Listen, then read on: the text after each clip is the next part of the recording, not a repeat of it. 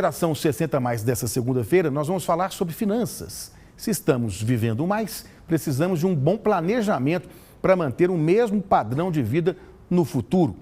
Isso envolve fazer uma reserva financeira, gerar renda para complementar a aposentadoria e dizer muitos nãos. Confira essas e outras orientações valiosas na reportagem de Regiane Moreira.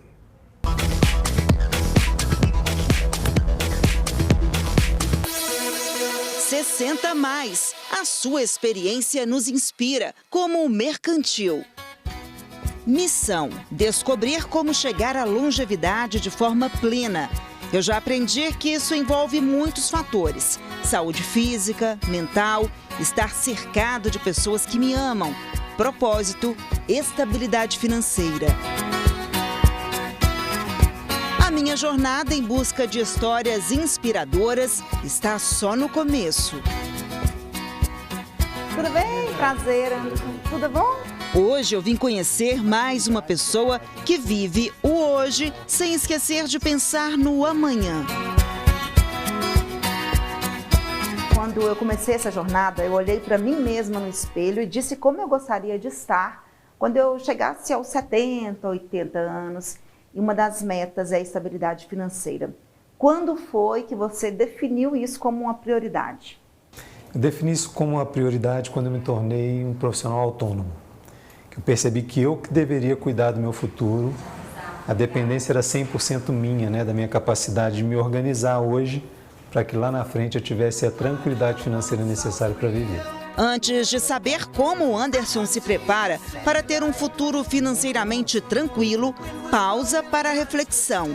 É preciso ter consciência de que nós estamos vivendo um momento de grande mudança, como reforça a pesquisadora da Fundação Dom Cabral e fundadora da ONG Rede Longevidade. Entender que eu não vou me aposentar da maneira como meus pais aposentaram e que minha filha de 8 anos, muito menos, traz para o indivíduo uma necessidade dele aprender sobre educação financeira e guardar, mesmo que seja o mínimo, para pensar que provavelmente ele vai ser a sua fonte de recurso. E quando ele não conseguir mais trabalhar, é o que ele tiver juntado ao longo da vida que vai fazer com que ele consiga sobreviver. O que motiva essa transformação é a longevidade, que tem um impacto direto na Previdência Social. O desenho da nossa Previdência Social, ele estava configurado para uma população em que você tem uma minoria de pessoas que dependem desse sistema.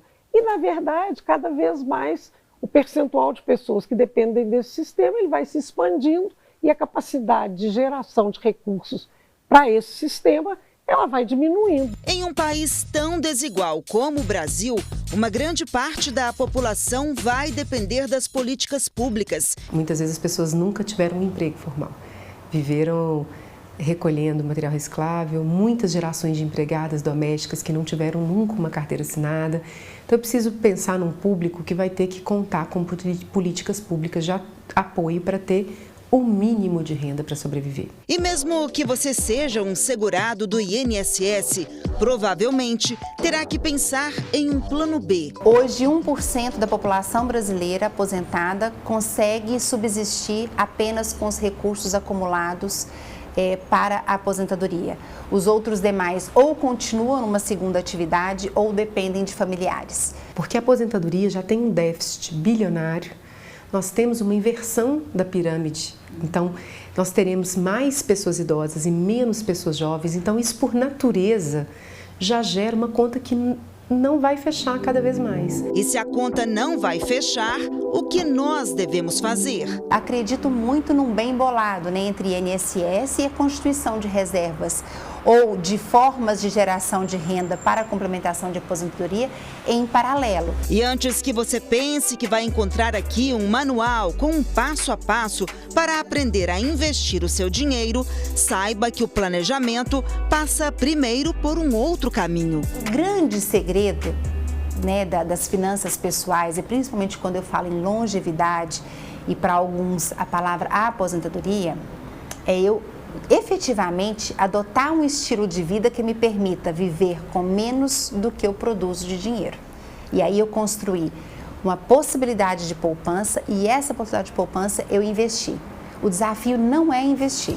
E quanto mais cedo você olhar para o futuro, mais fácil será construir uma reserva financeira. Se as pessoas começam aos 25, ela vai ter que ali poupar mais ou menos 10% dos recursos que ela gera ao longo do tempo. Aos 65 anos, ela vai chegar mais ou menos com 9 anos de renda atualizada acumulada. Quem deixar para depois vai precisar poupar mais, porque terá menos tempo para acumular. Se eu não comecei aos 25 e me deparei com essa necessidade, com a clareza disso aos 40 anos, eu vou ter com certeza que acumular não mais os 10% que nós comentamos no início, mas de repente 20% daquela renda que eu estou gerando naquele momento para que eu possa manter o meu padrão de vida. O Anderson não começou aos 25. Eu acho que até os 30, 35 anos de idade a gente está naquela fase da vida que a gente está produzindo bem às vezes, e porque está produzindo bem a gente casa, a gente adquire imóvel, quer trocar de carro. Então, acumular recurso não é uma vontade, mas muitas vezes fica no segundo plano, ainda mais recurso para o futuro, né? A gente sempre acha que vai viver muito tempo e comigo não era diferente. Mesmo trabalhando no mercado financeiro, eu tinha pouquíssimos investimentos além da previdência para o futuro. A chave virou quando ele se tornou pai, aos 38 anos. Porque aí você começa a perceber o seguinte: a necessidade de cuidar de você é a necessidade de cuidar de um filho. Se você não cuida do seu futuro, talvez você se torne um problema para os seus filhos no futuro. Anderson deixou o mercado formal e decidiu empreender.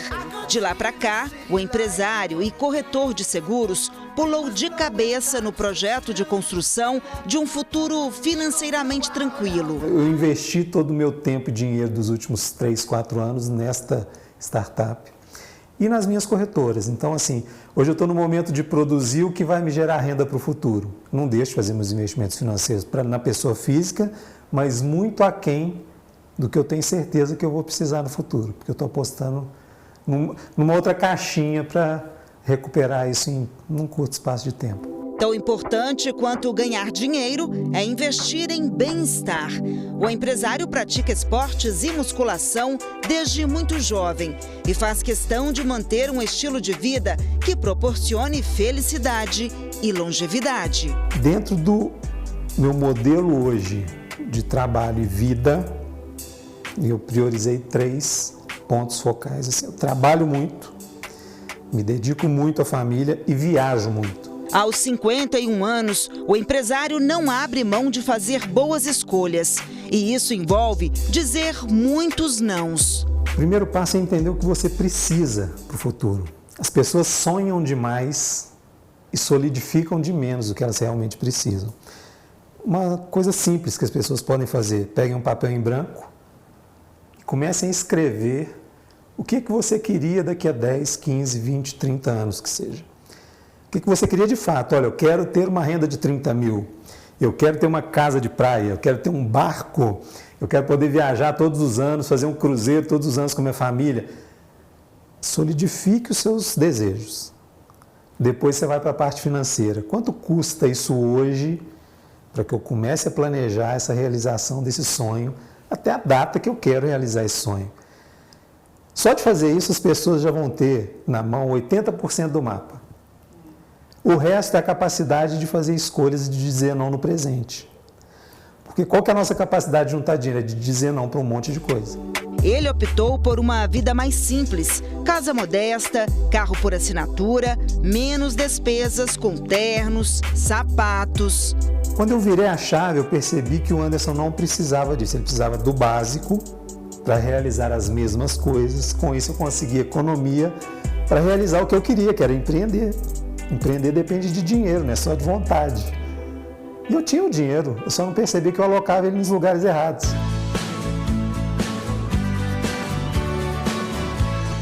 Então eu falo para todo mundo, quando a gente fala em constituição de reservas, comece agora, com o que você pode. E a partir de então, tendo clareza de onde você quer chegar, você vai aumentando isso ao longo do tempo. O que não dá é para eu não fazer porque eu ainda não consigo fazer aquilo que eu li num livro de finanças, que era o melhor cenário. E qual será o melhor cenário para garantir uma vida saudável? É o que a gente vai descobrir na semana que vem. E é exatamente isso aqui que tem que se manter vivo, que é isso aqui que determina o resto, né? O envelhecimento saudável, que a gente chama de senescência, ele não carrega doença. A gente é que vive com um estilo de vida muito ruim. Continue comigo nessa jornada em busca do segredo para chegar à longevidade de forma plena.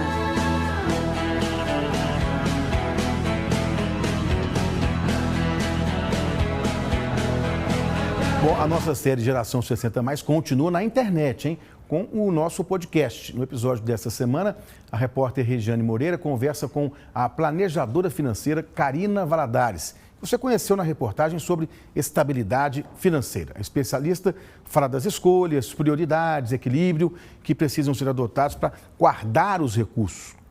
Para ouvir o programa, aponte a câmera do celular para o QR Code que está aí na sua tela, tá vendo? Procure por Record TV Minas na plataforma de podcast preferida.